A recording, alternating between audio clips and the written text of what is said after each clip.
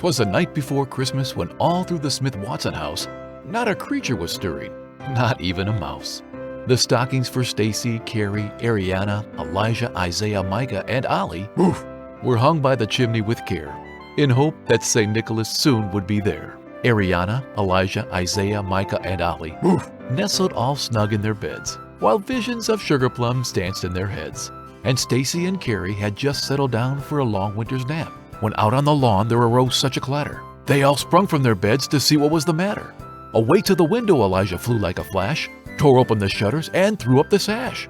The moon on the breast on the new fallen snow gave the luster of midday to objects below, when what to Ariana's eyes should appear but a miniature sleigh and 8 tiny reindeer, with a little old driver so lively and quick, Isaiah knew in a moment it must be St. Nick. More rapid than eagles his coursers they came, and he whistled and shouted and called them by name. Now Dasher, now Dancer, now Prancer and Vixen, on Comet, on Cupid, on Donner and Blitzen. To the top of the porch, to the top of the wall, now dash away, dash away, dash away all.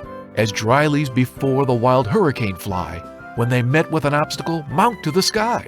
So up to the housetop the coursers they flew, with a sleigh full of toys, and St. Nicholas too. And then in a twinkling, Micah heard on the roof the prancing and pawing of each little hoof, as they drew their heads and was turning around. Down the chimney St. Nicholas came with a bound.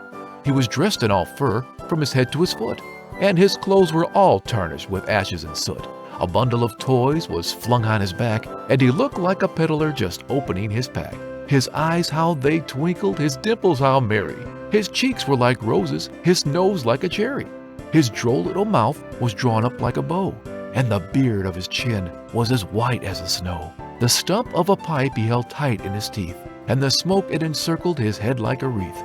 He had a broad face and a little round belly that shook when he laughed like a bowl full of jelly. He was so chubby and plump, a right jolly old elf, and Carrie and Stacy laughed when they saw him in spite of themselves. A wink of his eye and a twist of his head soon gave the Smith-Watson family to know they had nothing to dread. He spoke not a word, but went straight to his work, and filled all the stockings, then turned with a jerk, and laying his fingers aside of his nose, and giving a nod, up the chimney he rose. He sprung to his sleigh, to his team gave a whistle, and away they all flew like the down of a thistle.